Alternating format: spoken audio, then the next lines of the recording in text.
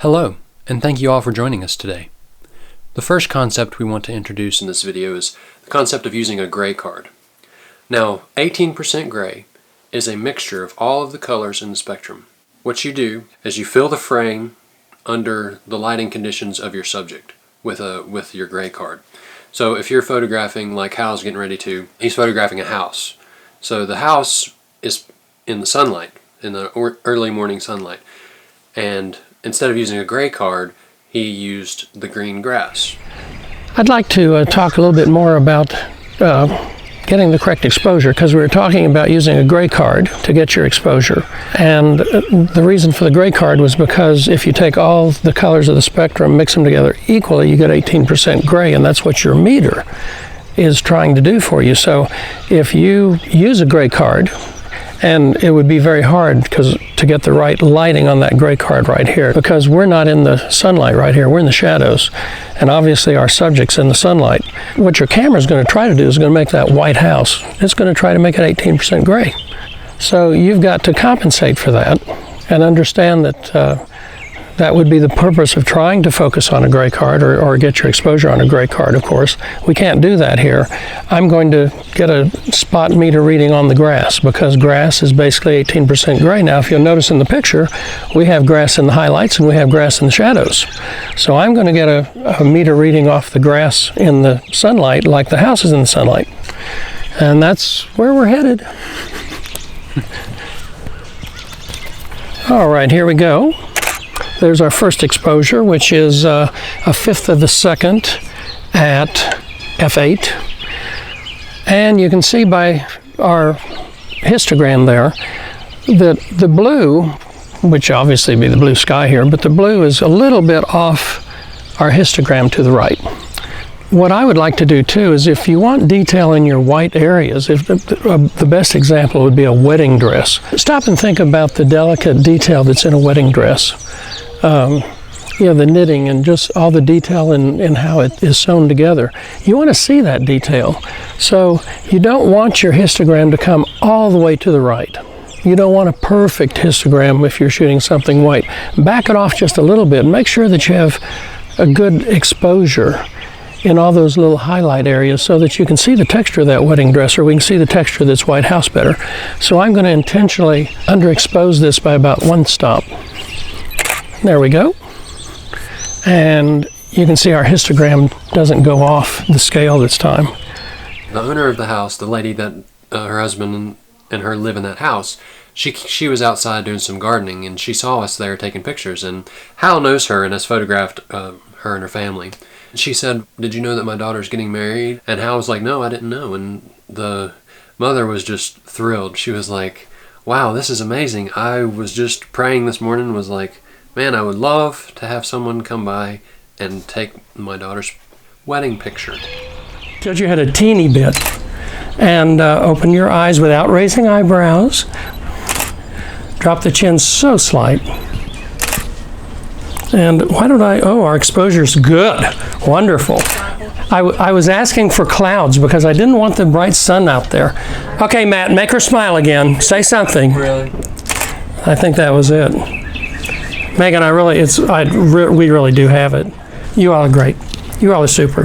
Thank you so much. Thank you. So we photographed a white subject earlier. Now we're going to go to the opposite extreme. We're going to photograph a dark subject. And we're going to do a portrait of a dog. A very beautiful dog. I've got my 70 to 200 millimeter lens on here. I want to just photograph his face. And that'll be ideal for what we're doing. We have our squeak toy down there. We want everything to be ready when we photograph Patch, because a lot of dogs will only respond to the squeak toy once. And so I'm going to take some practice shots.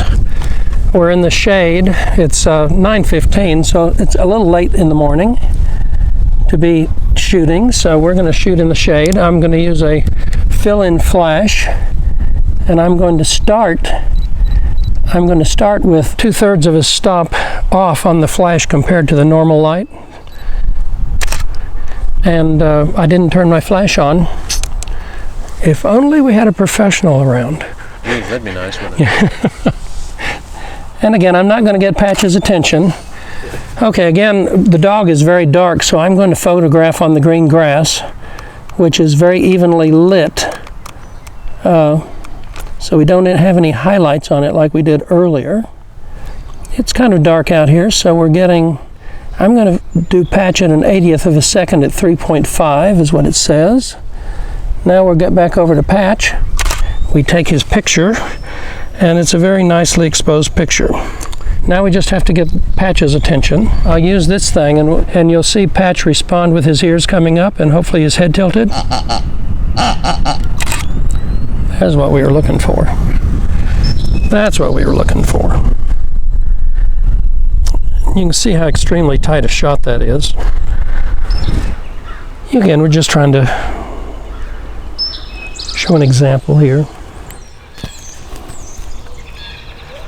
So photographing Patch was really fun. I'm partial to Patch, you know, because he's my dog, but it was also really interesting to see how used the hair light. He brought out the hair light. And the reason why he did the hair light was to kind of put a little bit of light around his ears. And we did want to have Patch at a 3/4 of an angle. If you're photographing horses and cows and things like that, they just look better if they're at a 3/4 of an angle. That means a 45-degree angle with his body, to me. Then they actually will turn their head around towards you. You know, people are the same way, particularly, you know, anyone who's overweight, you've got to turn them at an angle or they're going to look really big. The camera makes you look larger than you really are. But, you know, we've got two pretty nice shots. The first one was really perfect, except for no hair light.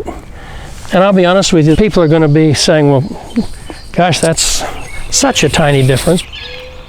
You know, what we were trying to emphasize today with a white house and a very dark dog is that, as I mentioned earlier, if you take all the colors, radiant colors, and mix them together, which are different than pigment, but if you take all the radiant colors and mix them together, you get 18% gray. So your light meter is going to try to give you 18% gray. That's what it's set up for. If you shoot a white subject, it wants to give you 18% gray house. If you shoot a very black subject, let's say a black classic sedan car, it's going to try to give you 18% gray. That's why in the film days when you went to the beach, Kodak would always tell you to stop down 2 stops because the light is so bright. The meter's trying to make it 18% gray.